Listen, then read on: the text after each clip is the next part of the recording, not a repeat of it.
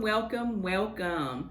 Today we are going to be talking about secrets, more like family secrets, personal secrets, just secrets in general. We're going to be exposing them. We're going to be talking about why people keep secrets, and we're going to talk about how to get rid of the secrets and basically stop those generational curses. We're not going to be able to touch everything in one series, so we're probably going to have about a 3 or 4 part series, but we want you to tune in to each and every one of them. We're not going to be exposing anybody's names, but we are going to be talking about the secrets and how we need to start exposing them so that we can stop allowing those to attach to the next generation and the next generation. Right. So right here today, we are breaking generational curses, and some of y'all might not like it, and you are the one who we're talking to. So welcome, right. Queen V. Hello, y'all. Queen Cheryl. Hey. And your guest? King Ma'a Mekanu. So we're going to talk about secrets. So when we're talking about secrets, we're talking about the things that people tell you not to talk about, or the things that you are afraid to talk about. I know one of the biggest secrets in Black families is molestation. When someone in our family gets molested, it's just like people try to keep a top on it. They don't want it to be out there. They don't want it to be exposed. And we don't realize it's doing more harm than good by not exposing it, because it happens and it keeps happening. Probably not with the same person, but it's something that keeps on reoccurring. I know that I was molested when I was a child, and then it happened to my daughter. So my goal is for it to not happen to my grandchildren. And I feel like if we start exposing it, it will bring those people out like roaches. When you bring out roaches, you can kill them. Yes. And if you don't bring them out, you keep on letting them hide in the darkness, they're going to keep on coming out and attacking. So that's our goal, is to stop the attacks. Another thing I want to bring light to, we just lost a very, very, very close person to us to domestic violence. And that's another secret that we need to expose. Women, it's okay to tell somebody that man is putting his hands on you. I know when I talked to my brother Marlo, the one thing that he said was he couldn't believe it because the guy was always around them. He was always around and he didn't show any signs, but his sister may not have told him the signs that she saw. When somebody show you who they are, believe it. Don't think you can change them. Don't think if you love them the right way, they're going to change. You have to believe that this person is who they truly are, and let somebody know. Yeah. Go ahead. Just to piggyback off of that, like a past relationship that I was actually in, I never thought that I would be in a verbally, mental, kind of abusive type of relationship. But one of the things I'm glad I did for my own defense and the safety of me and my children is expose it to my family. You know, I remember, and it made me cry to even let people see that somebody was looking at me in this light, but I remember screenshotting all of the text messages, sending it to you, sending it to my other sister, Nikki. I remember saving all of the text messages. I remember the horrible things that he would say out of his mouth, and I had to actually go back and repeat it and tell people so they would know what I was dealing with as well, because that could have went the wrong way, you know. And that's what it is. Like, when people expose themselves, like Queen Alicia said the first time, believe them, because that's who they are, you know. And even if it's not who they're going to continue to be, at that moment they're sick, and we need to recognize it as a sickness. It's a sickness. Mental abuse is a sickness. Just because a person isn't putting their hands on you doesn't mean they're still not abusing you, because words are worse. Yes. Because a lot of times those physical bruises can heal, but that mental abuse lasts a lifetime. A lifetime. Especially when you're talking about family secrets. Yeah. As far as molestation. I think the bigger thing with that is realizing that it's a problem. You know what I'm saying? Like I just said, it's a sickness. When your child gets sick, whether it's a runny nose or a cough, you're treating them. when you notice signs of sickness, it's not to condemn that person as a bad person, but it's just showing they need treatment. Yeah. And if we don't expose it or don't want to talk about it and put it out there, it's looked as though it's normal because nobody is saying it's a problem. Mm-hmm. And once normalcy exists in a family, within a relationship, you grow, and it's like it becomes one of your limbs. Mm-hmm. How do you live without one of your arms? It takes some getting used to, right? You know what I'm saying? So when you take this person and let them walk their whole life doing something so negative, so nasty, so sick, they think it's okay. And the next generation suffers just as worse as the last generation. Probably even worse. Because what happened to my daughter was way worse than what happened to me. And now she has a daughter, Miss Bella, who is disabled. And she's unable to speak for herself. And that's the thing that hurts me, is because I don't want that to happen to her, because we will probably never know. We would never know because she can't verbally tell us. We were able to tell, she can't tell.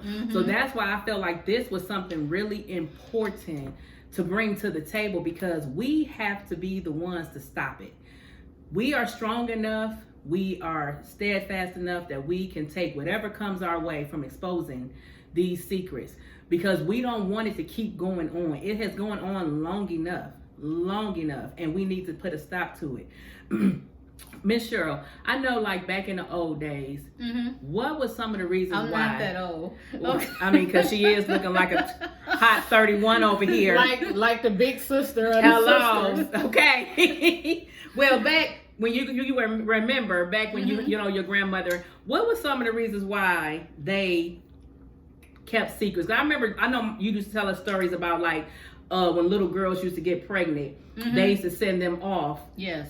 Because they didn't want people to know that they were pregnant. Embarrassment.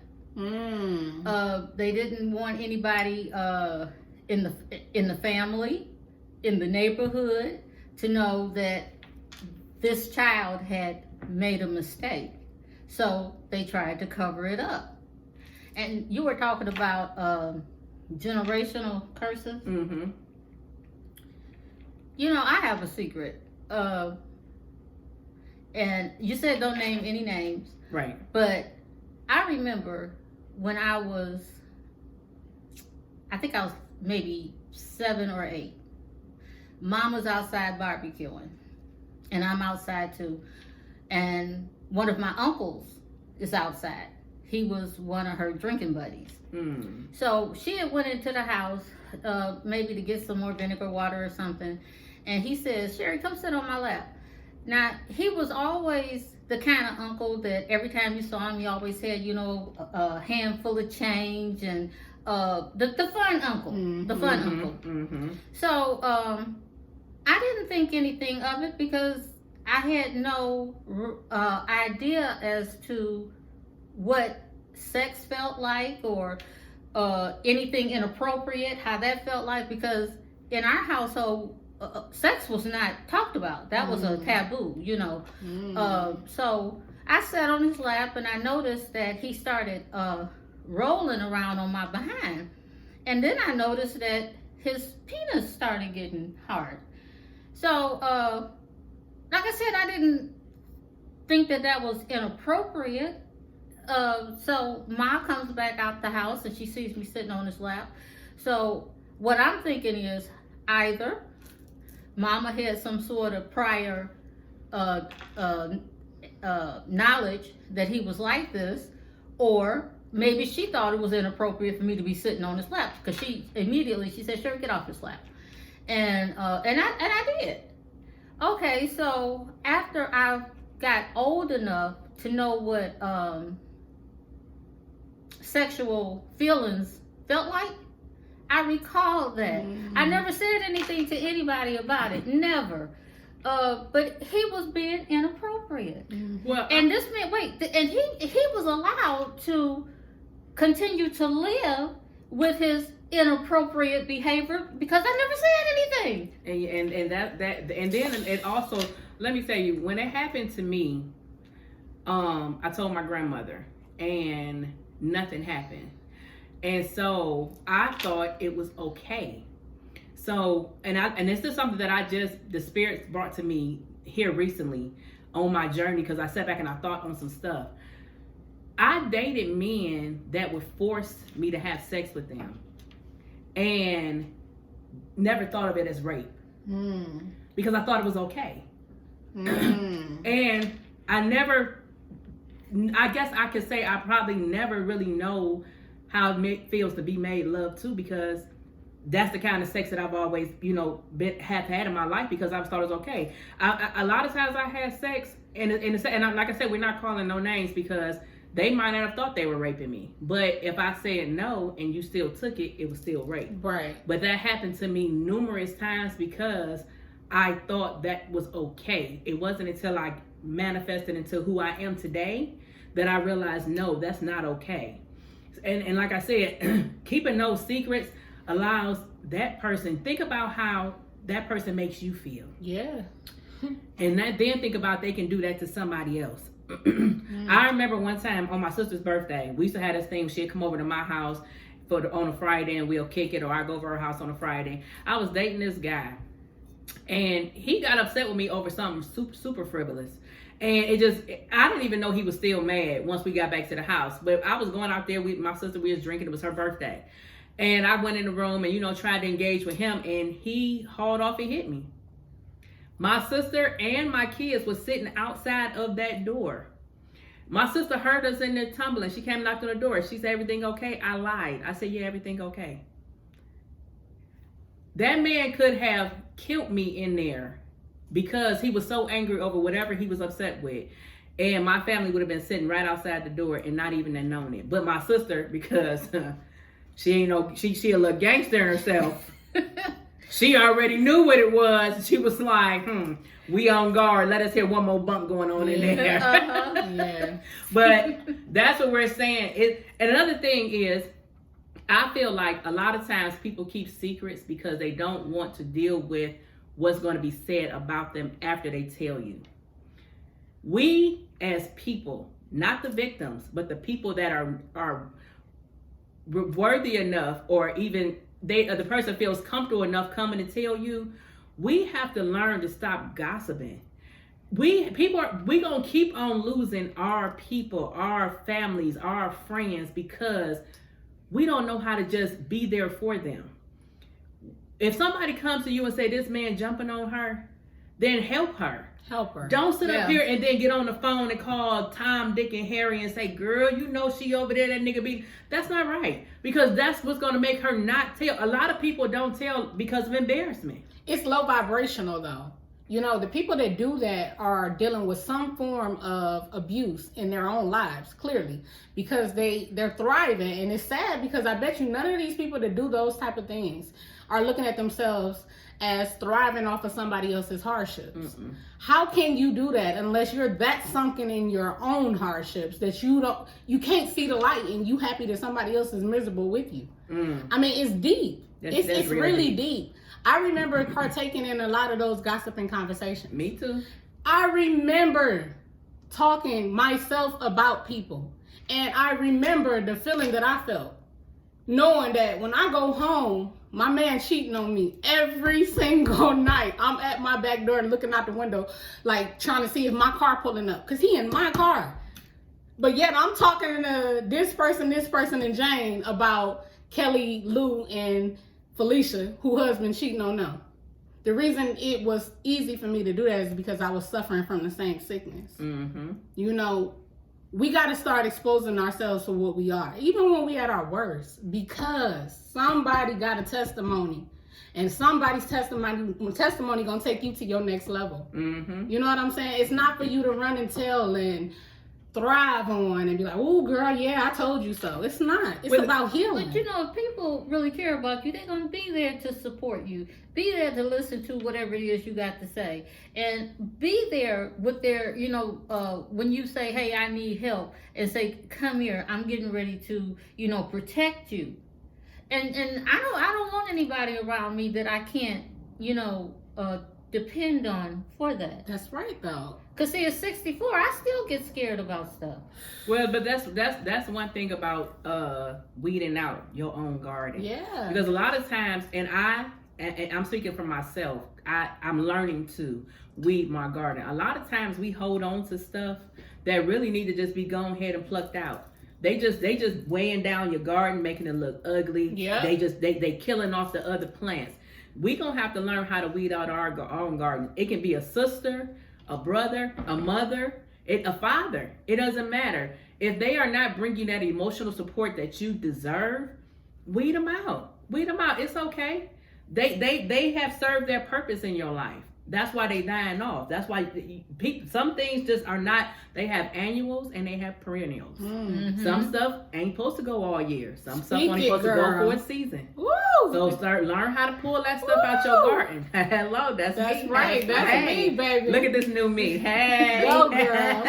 Hey. Nah, that's real though. You know, speak well enough for everybody to get it. Yes. Everything ain't supposed to be around forever. Mm-mm. You know, even when y'all done did, like she said, everything together, family. Sometimes you got to look at your family and be like, they so sick that I got to give it to God. Mm-hmm. You know? And you pray for them. You pray for them. You That's the stop best praying. gift you can give somebody that is dying off in your garden. You can pray for them and let them reincarnate in somebody else's garden or even in their own garden. Mm-hmm. But when you see negative people, you pray for those souls. Because it's not them, it's those souls. They have so much clutter and so much dirt and so much garbage weighing them down that they don't even realize that they are infesting the rest of the community. Like I've had to did it. I've had to cut off some friends, and when I tell you I am totally by myself at this moment, totally by myself, and I'm okay with it. At first I wasn't. Some days I wake up, I be a little like, man, I just wish I had. I go outside and I just look at the beautiful universe and I say, you know what? I'm not alone. I'm not alone. And I ask God to gravitate like-minded people to me so that way I can have those people around for more than just a season. But yeah, I had to totally clean up because it's one thing I want to do is I want the people that come after us to be able to experience what their life's supposed to be. This living in poverty, sitting up here getting drunk, letting men beat on you, having all these kids, not taking care of them, that stuff is a generational curse. It is. Yes. Generational curses. And it makes your kids do the same thing, and then they kids, and then they kids. And do you want your legacy to be that we ain't nothing but some drunks who don't take care of our kids and let niggas beat on us? Period. But guess what, Queen? It's going to stop right here. Today. Right here. Because we are queens. We are not going to disrespect our ancestors. That's what we no do longer. every time. No longer. We're not going to, because we have had, let me tell you, one thing I was thinking about on my drive over here. Our ancestors were slaves.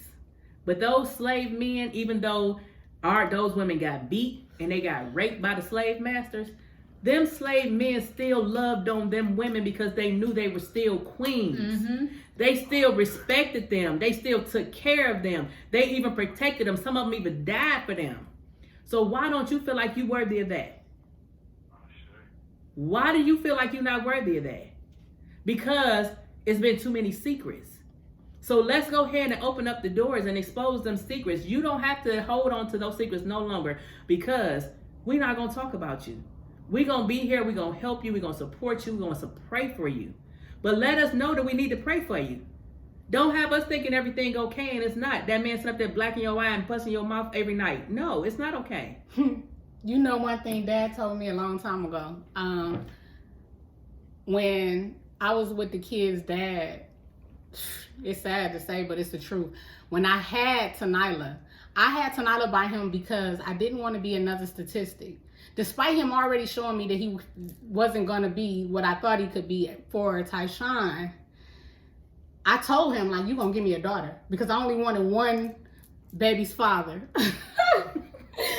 I did. I still only got one baby's father and I done had 2 kids by myself all this time. But this is a choice that I made. Not thinking, not being mature enough, not being woke enough. Just being young and misguided, you know, and looking at my surroundings. My surroundings made me feel like it was okay to just keep one man, even if he cheated on me, even if he disrespected me, even if he didn't really love me. He liked the concept of having me, the attention he would get, but he didn't care for me or where me and the kids might have been going through. You know, it was my upbringing that made me feel like it was like I needed to have this man here so I can have a happy home, even though the home was unhappy. But wait a minute, is that anything like me assuring the fact that I can honestly say to this day, I've never had a one-night stand? Now, you can be the worst sex in the freaking world, and I've come across that worst sex in the world, and because I don't want to say, okay, I'm not never coming back to this here no more, because that's going to be a one-night stand, I go back for the second time. It is. It's kind of like that, though. And it's like, what makes us act in that manner? We were taught that, we have been programmed to believe that from some type of resource. Yes. We don't just, you know, get these ways and concepts on our own. It's a matter of being taught. It's a matter of, you know, experiencing something around you. It's all about what's around you and what you're taking in. So today I'm able to recognize that, but that lets me know, like, back then, I would have rather blended in with my surroundings, like I said before, you know, be a chameleon to my environment rather than be who I am and dig deep to find out who I was. That's how bad and damaging keeping secrets and allowing generational curses to go on can be. Well, another thing is it makes us not healthy women. Definitely. Right. Because Definitely. we inflict what we have on us onto the next generation. I can honestly say I was a sick mother. I'm a healthier mother now, but I was a sick mother. So I'm glad that God allowed me to be a healthier mother now, so that way I can love on my grandkids, because I wasn't able to do that for my children, but I'm still here so I can do it. But I was a sick mother. I didn't love myself. I was messed up. I was damaged. I was around here letting men rape me and thinking it was okay because that's what I thought it was okay. And it was like, I didn't love me enough to be able to love him. I'm glad God knew he was doing something. He only gave me one daughter. Lord have mercy. Thank you, Jesus. I only had one daughter, because I hate that I wasn't able to love on her, but I'm loving on her now when she was growing up, because of now how she is now. And my generational curse my karma was inflicted on her. And that's what y'all don't realize. Yeah. Your karma goes to your kids. Yes. And if you sit up there and you wonder why all this stuff happening to your kids, think about what happened to you, and that you didn't nip it in the bud. So I'm not gonna let it happen to my granddaughters. I have some beautiful granddaughters, and I refuse to allow it to keep on happening. We are Mother Earth. The earth is nothing without us. We nurture it, we care for it. We have to heal us so that we can rid out the pollution that's here on this earth. These men ain't gonna never be shit if we don't fix us. It's not them, it's us. We created that. So it's up to us to fix it. Stop allowing that man to beat on you. Let him know it ain't okay. We done lost 2 family members from murder. 3. Nayera. I forgot about Nayera till yesterday. Yeah, well, then Kibu. We done lost 4 people. Women. And it's sickening, because I be like, he killed a woman? When my brother Marlo, when I heard about Vivian, I was just like, she was the youngest. It's innocent. Sweet. She's super sweet. Quiet. Now, she probably had a mouth on her. I heard she did. But when she was around me, super sweet, super pleasant. And he murdered her because she didn't want to be with him. It's like, that's not right. When we had family members who were slave members, and these men had to watch these slave owners rape their wives and have sex with their wives, they didn't go back and kill their wives. They went and they nurtured her, and they loved on her, and they gave him everything that he had because that was his queen. So why don't we feel like we worthy of that? It's not, I don't think we feel like we worthy. I think we've been conditioned to not think that it's something wrong with the way we're being brought up. Exactly. That's what I'm saying. Like, the problem, and I don't care no more, because I'm okay with who I am, and I love where I'm at in life, and I'm thankful to God that he's carried us. But the reason I left Cleveland is because of secrets, and the type of secret somebody was willing to hold. You know, they had to do with my baby girl. And it was like, this is not to say that this person is bad, but we need to fix this problem because that's a problem, and nobody thought it was a problem. No, so I had to get never away. been confronted in Cleveland. They've never been confronted with, let's bring this out in the open. Let's talk about this. Don't get mad about it. Let's resolve this problem. They don't want to. I guess that's what I'm saying, y'all. It's like, when did it become a problem to say I have a problem? But when did it become a problem what's to wrong tell on with that? somebody else who did the same exact thing, but won't tell on your child when they do it? And that's what I'm saying. Why are secrets only like, why, selective right, to certain situations? It's not. It's not. And the thing is It goes back to the first thing I said, embarrassment. well, the thing is we are creating the monsters that we keep in because we keep in the secrets. Right. You have to expose that, no matter if it's your child, your husband, whoever it is. Let me tell you something. My daughter's assailant was my husband. I had laid down and had a baby with this man. And that was my husband. And when I tell you, it broke everything in me to have to stand up for my daughter against him. But one thing I said was I was not going to allow my daughter to feel like it was okay for it to happen. No, we gonna fight together. I'm gonna fight with you. So and his family totally turned their back on me, on my son, on me, and it was hard.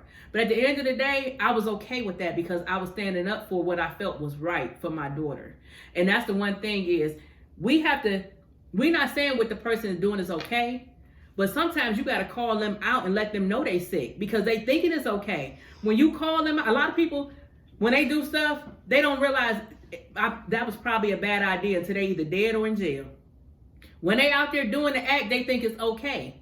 In the back of their head, they thinking, yeah, it's probably wrong, but they thinking they going to get away with it. Stop letting people think they can get away with it because they're going to keep on doing it. They're going to keep on doing it. And it damages you. They do. You know, I remember growing up over, getting to go over my aunt's house all the time. And I know y'all ain't never think it was not a safe place to be, or you had to worry about, you know, the well-being of your children. Mm-hmm. But I just shared it with Tanila like a couple of weeks ago. But I remember my aunt and my cousin coming home, and you know, they were messed up and it was cool. They grown, you know, and we were old enough to take care of ourselves. But you know, once we got them situated, I remember the guy friend coming back, and it was in the middle of the night, and I'm sleeping in the bed, and he come in to get in the bed with me, but I felt him earlier flirting with me a little bit, you know? Mm-hmm. I kind of felt it when he was over earlier, like, this man being a little too nice to be a grown man to me, you know? But when he came in that night, he got in the bed, and I was terrified. You know, I hadn't lost my virginity. I hadn't had sex. I knew what sex was. But at the same time, I was telling Tanala, like, I was kind of curious, too, to find out, like, what it kind of felt like. So even though I felt like it was wrong and he shouldn't be doing it to me, I was kind of anxious to see what it kind of felt like. But the minute that I felt that man put his private part on my back, I hopped up like I gotta go to the bathroom. And he was like, you coming back? I'm like, I promise I'm coming back. I acted like I was coming back like I wanted it because I knew he was seriously trying to rape me. And when I left out that room, I ran in the room with my cousin and I told her, she was so asleep and knocked out, she didn't even get up. We woke up in the morning and she was like, hey, did you come in here and say such and such last night? And I said, yes. And instead of my parents being notified, you know, my aunt and my cousin said they handled it. And my mom and dad never knew. And it was like, they told me, like, you know, we handled that. It's okay. You ain't got to tell them. But I don't look at them like they did something wrong. I look at them like somebody told them that when they went through a situation like that. Exactly. Now, today, Exactly. today I look at it like that. Back then, I was looking at it like that was okay. Like, this happens in life until it happened to my child. And it didn't happen to her. I caught it. The same way I caught that man before he got me. I got my butt up. I caught my baby. And when I caught my baby, I knew I had to get away from my family. I had to leave my family because I knew that was wrong, and I knew my family wasn't ready to address it. Mm-hmm. Still to this day. Then they not. And we gotta stop this, you guys. Yes, it's a sickness. It's like a virus that won't go away, like HIV and AIDS. Mm-hmm. It starts off, you can have HIV and AIDS for 10, 20 years before it kill you. And who's to say that it might not be this generation, but it might be the next one. That's like right now in this generation, we done lost too many of our young adults. This is something that never happens. We have lost too many of our young adults in this generation. And it's not this generation, it's the one that's after us. And these are the people, their era was what, 15, 16? But see, it's all because of how my grandmother handled me. Right. And that's how she handled my mother. And then that's how you handle us. And yeah. And that, yes. And that's one thing that we realize. So that's why we are that's why we are changing us. So that we can handle, because even with my sister had to have a talk with her because she is volatile. And it was like, we know you are, but that's because you're sick. You are infesting this sickness onto your kids. Just like I infested my sickness. I thought I was doing everything right. And it wasn't until I got to where I'm at now that I realized I wasn't. Only thing I did was work 7 days a week, and I was with different men trying to find my kids a father. And I didn't realize how much hurt it was doing than helping. But it wasn't until I got to where I'm at now and I realized I was sick and I had to get better that I realized that I had to change for the next generation, because my daughter's sick now. She's sick now, and she's infesting her kids with it. And then they're gonna infest their kids with it. And no, I'm not gonna keep on sitting here not with my eyes open, because see, I'm not blind anymore. Right. That's the one thing. Right. That's the one thing that I know. You can't keep acting like you don't see it. You can't. I saw that I was reading John the other day in the Bible. That's why I started it. And I didn't understand why. The spirits told me to start there. But the only verse I remember is Jesus was talking to some soldiers, and he was telling them, basically, y'all see what I'm doing, but y'all want to keep y'all eyes closed to it. And I couldn't understand. I've been sitting up here meditating on it. And I was like, why is that part sticking in my head? This is why. We see it. We see it. We can't keep acting like we don't see it. Open up your eyes and expose it, because it's not going to go away. That's the one thing that people think, oh, if I act like I don't see it, it's going to go away. It's only going to get worse. No, but guess what? Not only do we see it, but as queens, we can feel this stuff. Don't push it up under the rug. You can feel it. That's what we talked about this in one of the past podcasts. A woman's intuition is everything. Yes. You know what I'm saying? You can feel when something ain't right. It's in everything. And you know that feeling when you like, let me go open that. The same feeling I had when I had to go open that door with my child. What was the odds of me saying, let me go check and see why that door closed? And right when I did, I caught exactly what was going on. God don't play, and God don't make no junk, and he don't make no mistakes. So when he create us delicately. Yeah. You know, so you have to know when something is not right.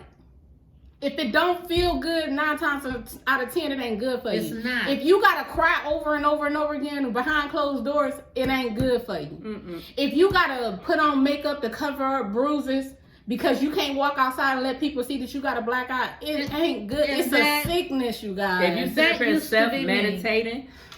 here self-medicating by swallowing a whole bottle of alcohol, you always drunk, honey, it's not for you.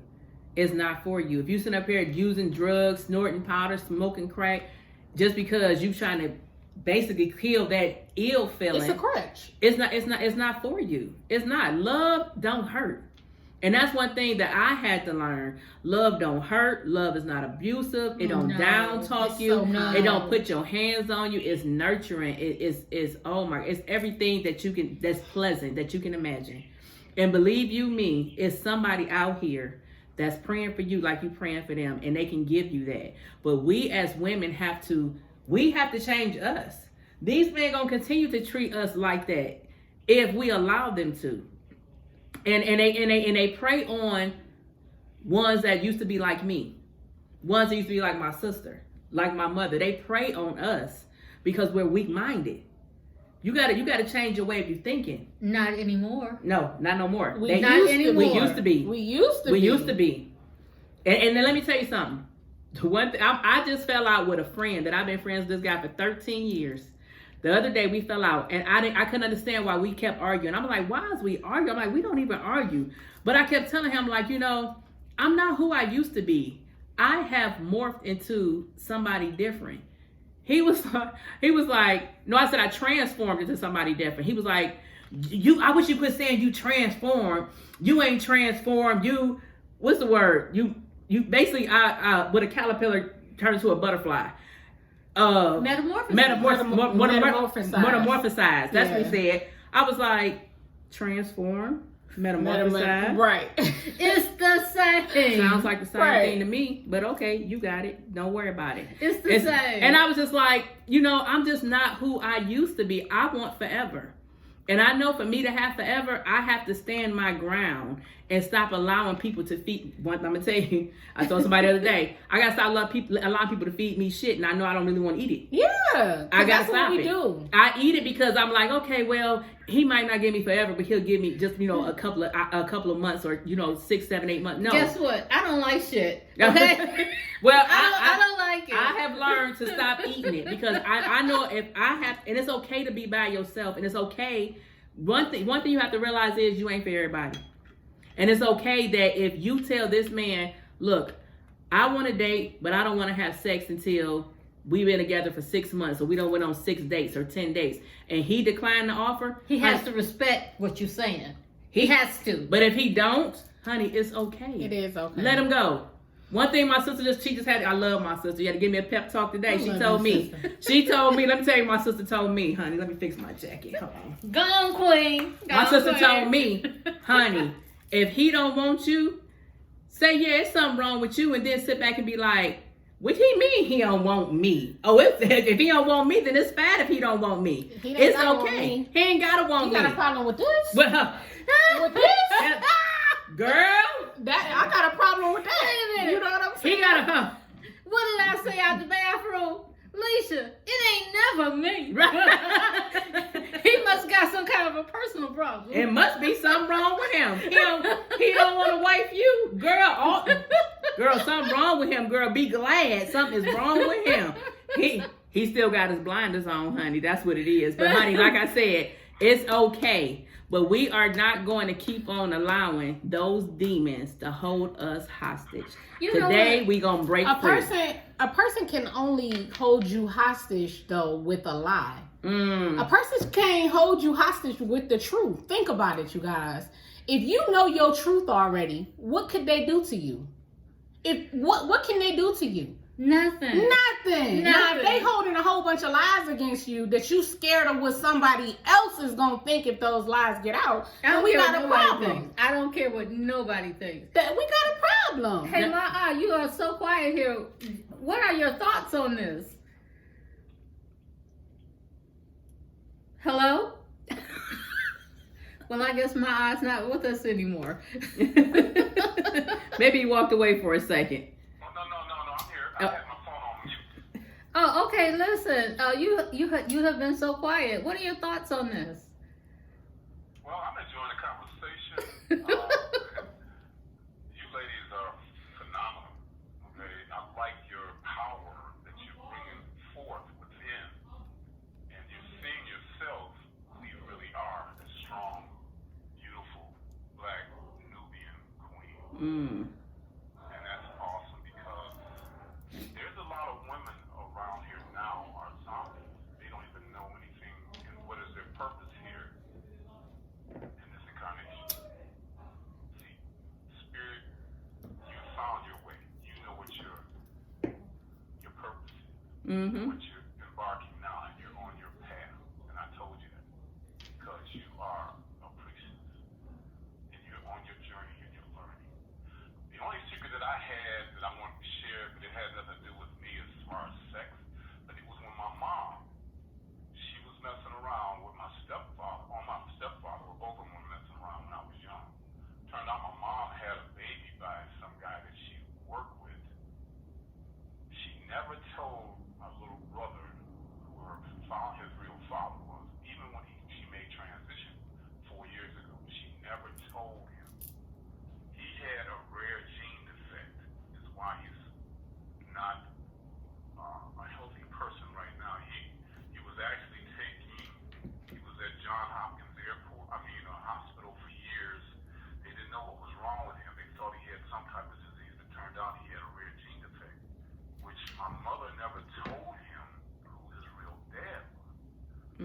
I finally told him when she made transition, and so he started doing his research and this and this and that. He's a professor, and turned out his father was a professor.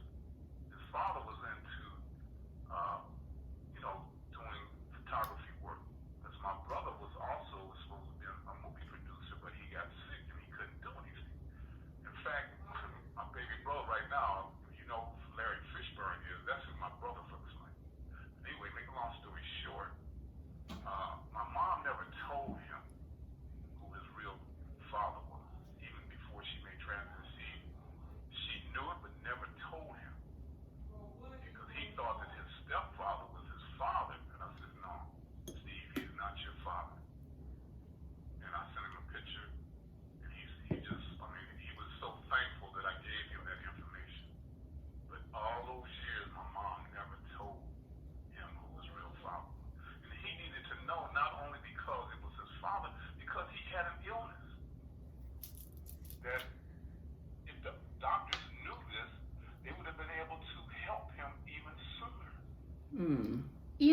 And that's where I've been raising children that I didn't push out of my vagina. They're all mine. I don't care. They're all mine. But my biggest thing has always been, you have to know where you've come from. My daughter that I didn't push out of my vagina, but she's still my daughter in every sense of the word, she had to answer questions after she had got blood clots and everything, and she couldn't answer these questions. Why? Because that information was withheld from her. I don't agree with that. I'm not threatened by that. Yeah, at one point I really was. Tell the truth. But I really was, because that's my child. So, you have to know that information. You have to. Well, the one thing they do say is the truth will set you free. And one thing about a lie is you got to tell many lies to keep covering it up. That's right. So if you just go ahead and just tell the truth, expose it, and let it be done with. Like I said, the one thing that the way that we're going to break this generational curse is, first of all, we have to let you know it's okay. We are not going to be the ones that's going to down talk you, beat you up, or anything. We're going to uplift you, because that's what you need, because that takes courage to first tell. Don't keep holding on to it. Tell it. And then let us walk with you while we sit up there and we fix it. But don't sit up there and keep on. If someone is hurting you, molesting you, putting their hands on you, threatening you, anything, tell it. You're helping yourself and them. You're saving yourself. You're saving yourself, but you're seeking healing for them. That's what I'm saying. It's a sickness. Those people shouldn't just be condemned because somebody made them that way. They didn't just get like that. Yes. That's where the healing takes place. And by keeping it a secret, it's no healing. Think about how many people walking around that has not been healed, and they are doing it to so many more new generations. We're damaging new generations before they even get a chance to show who they are. Whew, that hurt. We have the ability to have, because we come from greatness. So we're supposed to be at the top of the chain. We're not supposed to be at the bottom. We're not bottom feeders. We are the higher ones. And we have lawyers and doctors and basketball players and football players and scientists. We have those. We have those in us. We have those genes. We are producing them. But do you know we'll never get them because of this generational curse that we keep allowing to have? We have to stop it and let these kids manifest into their greatness. Don't keep allowing them to hurt because of your hurt. You can stop it. Okay, you hurt. Now let's fix it. Don't keep on letting that wound bleed, because it's going to keep on bleeding out, and then you're going to be dead. Let us heal that wound. Let's stitch it up. Let's love on it. Let's nurture it. Let's come on. Let us do that. But don't keep on allowing that hurt to keep going on. If you sit, like my sister said, if you sitting around drinking every day, getting drunk, do you even know what life is like not being drunk? Honey, you don't even know what a normal you feel like, you know? One thing growing up in Cleveland, I learned and it took for me to leave Cleveland. No, I ain't gonna say that. I saw it when I was in Cleveland. I did. It was one of my motivations for wanting to leave. In Cleveland, Ohio, growing up, not just from my family, from people just from that area, asking for help was looked down upon. Yeah. In the worst way. It could be something as simple as, remember when we went to the grocery store and we walking around and you like, where is it at? And I'm like, why you just don't ask the store employee what aisle it's in? Why we wasting so much time in the store? And you was like, I don't know why I didn't ask. But it was just like, well, yeah, why don't we just ask? You know, that's what they're here for. We so messed up. We so scared to tell somebody, hey, I have a problem. I need help. Because somebody gonna look at you and be like, oh, she need help. What? Who told you that you ain't gonna need help? Who said And that? even if you can't help that person, at least try to direct them in the direction. Seek help for them. Yeah, you know, I mean, it's okay. It's okay to not be okay. Let me say something. One thing that I realized is the whole time I was sick, I kept attracting sick people, but I didn't know I was sick, and I couldn't understand why I couldn't find a like-minded person like me. I knew my heart, but I didn't understand why I keep getting all these sick people. I'm talking about from crackheads to, I'm looking at me now, and I'm like, girl, you flat out really dated a crackhead. But you didn't know that. You didn't know that. You didn't perceive it as what it was. I didn't. Because like you said, you were sick. I was sick. I was like, but now I'm like, you dated a whole crackhead girl. We can't be so naive to say hurt people, Well, but guess then what? don't realize It's- sick people attract sick people. Sick people attract sick people. Wait a Heal minute. yourself and watch what's going to I'm manifest telling towards you, you. man. We are your rainbow, honey. Hey. We your rainbow. We your living testimony. Look at us. Y'all And just- if any of y'all, sorry, go ahead, Mom. now y'all tell somebody, how many crackheads have I dated? Jesus. Oh. I mean, And look, let me tell you. But Ma, you were sick. Hold You on. were sick Hold too. on. But let me tell you how. Right. Let me tell you. Because you know what kind of ladies attract those kind of men. But let me tell you something. Now, this is an example of a generational curse.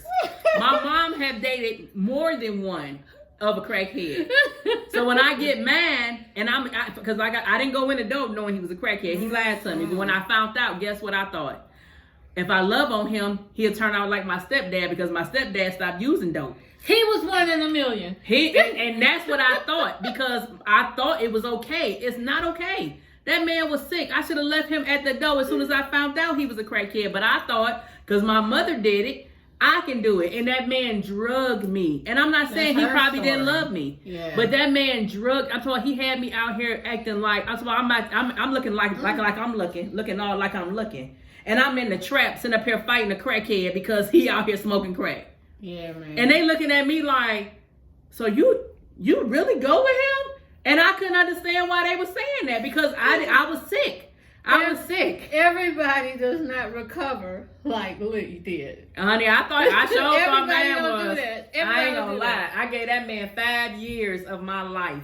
But you see 5 that though, years. that's just like, it's that learned And behavior. you know what? Yeah. He fell down several times. And y'all don't know nothing about this here, but and if he tells the truth, he'll tell you. He fell down several times, but the last time he got up, he was strong within his addiction and trying to help himself and better himself. Everybody don't do that. Well, that's what I thought. I ain't gonna lie. I thought because my mama did it, I can do it. And that man mentally had me thinking he was gonna get himself together. And I let him do that. I let him drag me. And you know what? I just didn't like who I was. That's when I decided to let him go. But it took me 5 years. And 5 years to be like, no, I don't think you're supposed to be with him. And then he'll come like, I'ma quit. We gonna be together. He'll quit for 6 months. I think everything was good. Honey, I'll never forget that man told me on my birthday. He told me on my birthday, look, I'm gonna tell you like this. I'm back to smoking dope. And can I have $10? On your birthday? On my birthday. Oh, God. On my birthday. And I was like, are you serious? On my birthday. You serious? They woke me up out my sleep. Because they don't know that they're sick. Mm-mm. But when we recognize that they're sick, it's our job to get them some kind of help. You know, and even if you can't help them, to point them in the right direction. because sick people need help. I don't care how sick they are. And then they didn't just make themselves that way. That's what bothers me. Everybody want to condemn the molester. Everybody want to put them in a hole and poke them in the closet. You know what I'm saying? Don't condemn the molester. Uh-oh. The molester needs help. Somebody made that molester that way. Somebody molested that molester, more than likely. I'm loving your nails. Oh, it's still going. Okay.